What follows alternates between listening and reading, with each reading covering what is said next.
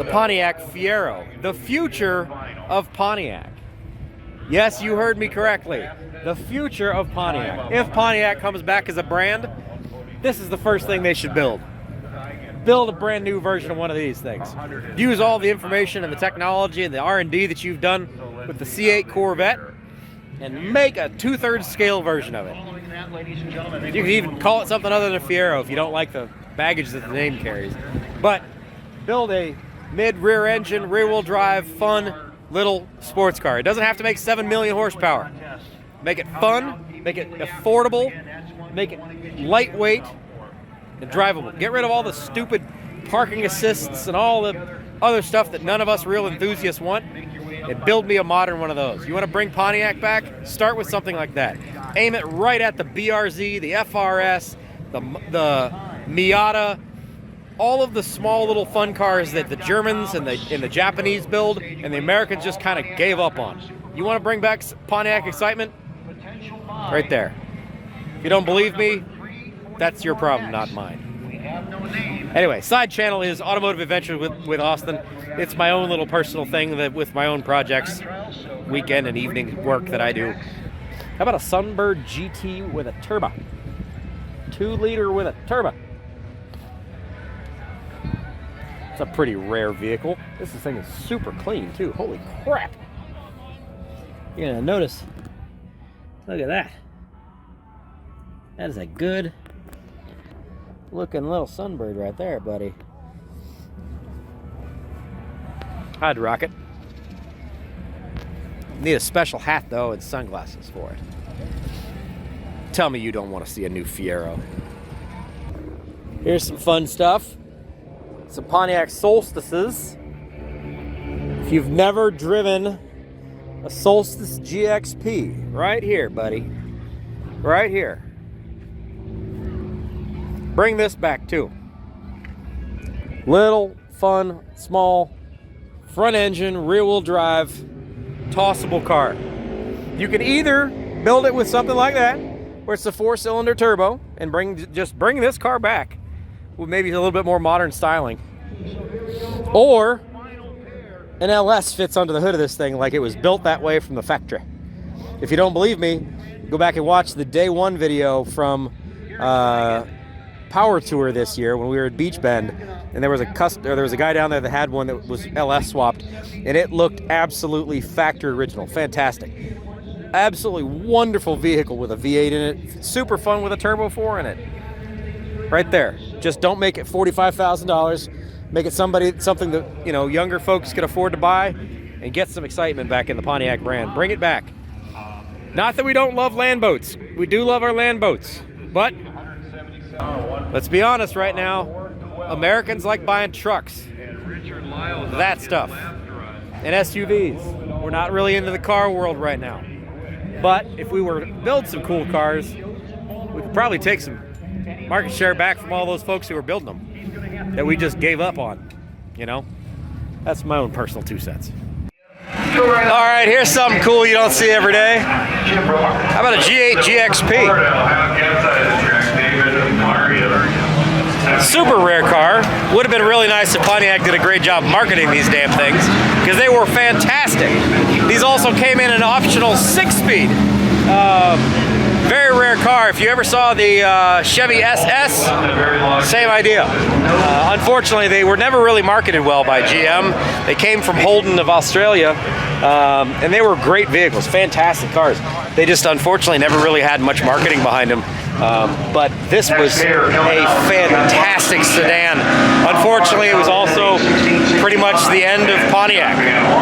You know, you had a couple of great cars, the newer GTO, the G8, specifically the GXP, the Solstice GXP. You had a lot of really cool cars right there at the very, very end.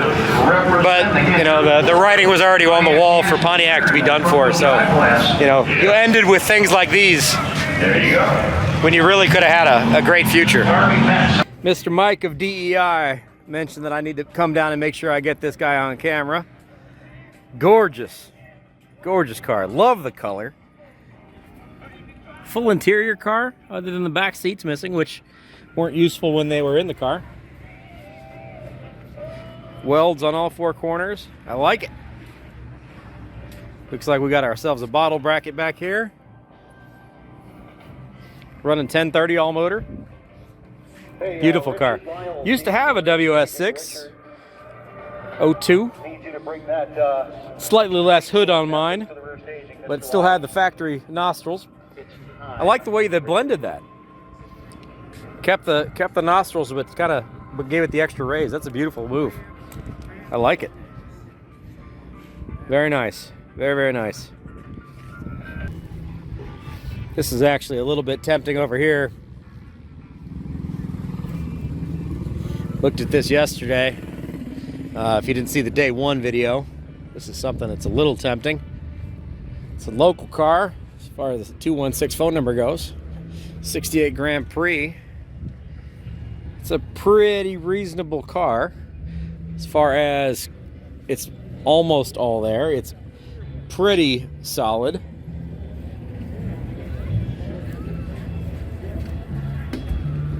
Could be an interesting little builder candidate, or in my case, if you look up in there, that is a Pontiac 400.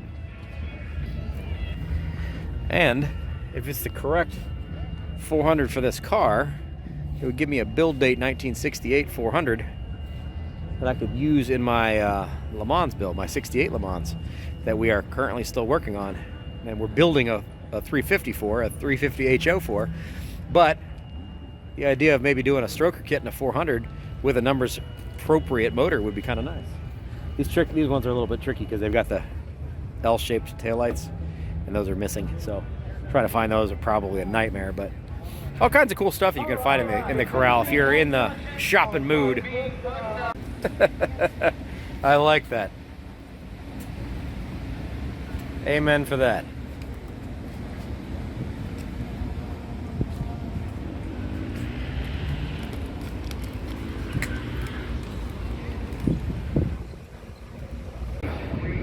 Well, there's something you literally don't see. The Wag-Am. Can-Am inspired wagon. As far as I'm aware, this is not really a thing, but I love it.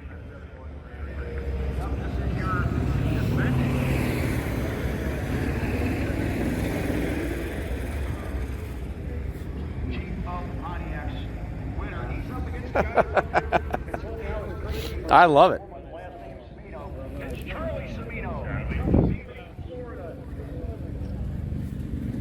What a great driver of a wagon.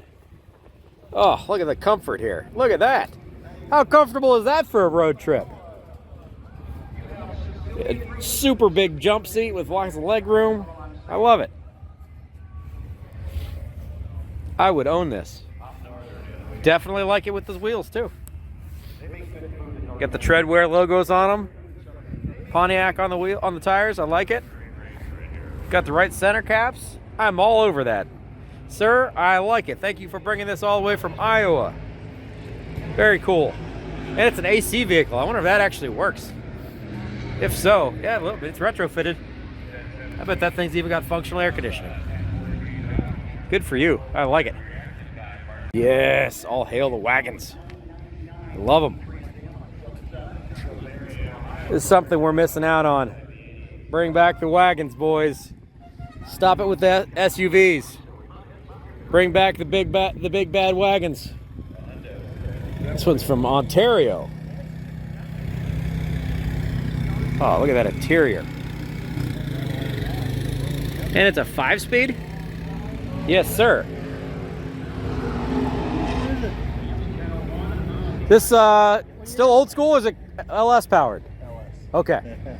This is probably a fantastic road trip car. Oh, unbelievable. Dude, yeah. With a 5-speed? Yeah. Yeah. Absolutely. Yeah, I know she's home. Yeah. Where did you find the car? My son came home with it. So it was an empty shell, no interior. Wow. We've been building it the last year and a half. This is our first real outing. No interior. We did a fine job putting it together. Sorry? You did a fine job putting it together. Oh, yeah. Where did you find the interior bits? Like, so all the tin was there. He just recovered it all. Okay. The back seat was there, but had no front seat. And then he made his own door panels. And the front seats are out of, I think, a Toyota, but he just went to the wreckers and went, these look like they'll work. Oh, okay, Right? gotcha. He made them work. Yeah, he made the console, and yeah. This is awesome, man. I like the heads because they don't have headrests on them. Yeah. 1965. That's beautiful. Up the hood? The door panels look fantastic. Does he do auto upholstery for a living? Okay, he's 23. Good for him.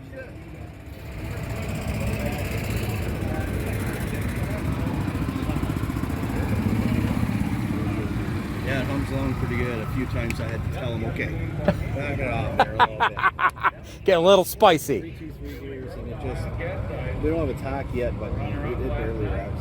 What do you get fuel economy in this thing? I figure about 25 miles a gallon. 25 Yeah. in a 30-foot long wagon. A few times we were doing like 132 kilometers an hour, right? Which is slightly more than speeding here in the United I States. tell him, yeah, let's back it down. I assume you're got to get us Canada? home. Yeah. Yeah.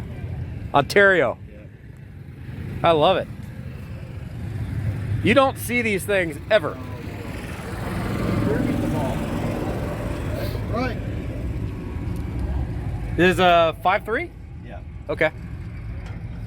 With what is it? Nasty Stage 2 cam they call it. Okay.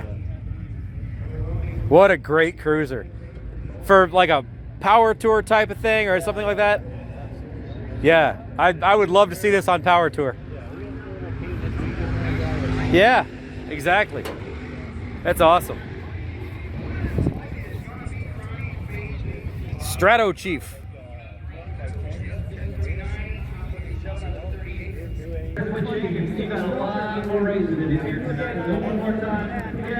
God, that thing is gorgeous. What a color.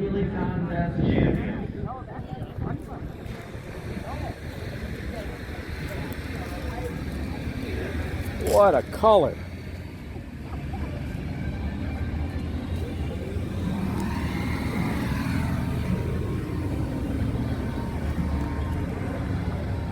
Nice color, huh? Oh my God, it's gorgeous. That is gorgeous. Well, I made it back from Pontiac Nationals. Let's turn this into a Tuesday sitting and sipping episode, shall we? I got a couple things I want to bring up. Let me find something to drink and I'll be right back with you. I think we'll break into a fresh bottle of Larceny, shall we?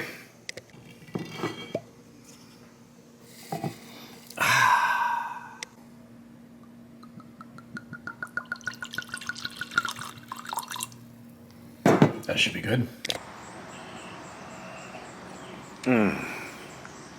That's nice. So to keep with the theme, Pontiac. Let's bring Pontiac back. GM, if you're paying attention, you got at least one guy that would be interested. Realistically though, if you look at it, Pontiac had some fantastic cars at the very, very end of their run. The G8, GXP, the modern GTO, the Solstice, maybe the Pontiac Vibe. You know, bring back a Fiero would be fantastic. Target Pontiac right at the driving enthusiast. And I know there's a lot of people who don't really realize it, but, you know, there really are no car manufacturers in the United States that are car manufacturers anymore. They're all truck manufacturers, SUVs, crossover vehicles. Basically, there is nothing left in the car market from an American car manufacturer. We've kind of given up that entire game to the Europeans and the Asian companies who make plenty of money on sedans and coupes and sports cars. Now you've got basically nothing left from the big three here in the US, and it's kind of painful, to be honest, especially when you look back at all of the beautiful things of yesteryears that we got to see at Pontiac Nationals this past weekend. So many beautiful, beautiful cars, and you know, we'll never get back to that level of styling where artists are building cars instead of bean counters and engineers. But man, there's some gorgeous iron back there. And even honestly, at the end of the day, Pontiac had some good stuff. They really did, and it would be cool to see him come back. I doubt it'll ever happen, even with that tease ad that we all saw in the Car and Driver magazine. I doubt it. But it'd be cool if it happened. We'll see. Anyway, just wanted to say hi. Hope you guys are doing well. Have yourself a beverage on a Tuesday evening. Mr. Bob McVay and I had an absolutely fantastic time at Pontiac Nationals. Thank you all who came up and said hi. For anybody who's questioning whether or not I drove that car home on street tires, I absolutely did. We just swapped it out, and it even still had gas in the tank. That sucker runs on 93 octane. We raced it all weekend long on a half a tank of gas, and then I drove it 45 minutes on a tank of gas to a gas station. Filled it up, drove it home, and then drove it to work. So that is truly a street car, and I gotta say, I am very, very impressed with the car. I've got a couple things that I want to do, a couple modifications I want to make to improve it just a little bit, but otherwise the car did fantastic, so I'm very happy with how that went. Anyway, I won't keep you real long. I know you're probably busy on a Tuesday night. Thank you for all of the footage or all of the viewership on the main video on the Lucor channel. I do truly appreciate that. It's awesome to see how many people are interested. I love how many comments are saying Mr. Bob has done a fantastic job, and that how many people are excited to see Bob out there racing. And it was an awesome experience for me as well to be able to be a part of that and help facilitate putting Bob back in the driver's seat. So from what I heard, I just got a phone a minute ago. Apparently he's a little worn out from the weekend, which is understandable. We had a lot of really long days and nights. So Bob, recover quickly. There's still lots of fun stuff ahead. Summer's not over yet. Also, I just saw a post from Billy of Street Racing Channel a little bit ago. And apparently at Cincy Street Nights, they got a 13.0 dialing class. And that little Poncho ran 13.0s all weekend long. So, might see you at Cincy Street Nights. We'll see. Anyway, thanks for being here, guys. Appreciate you. Have a great rest of your evening.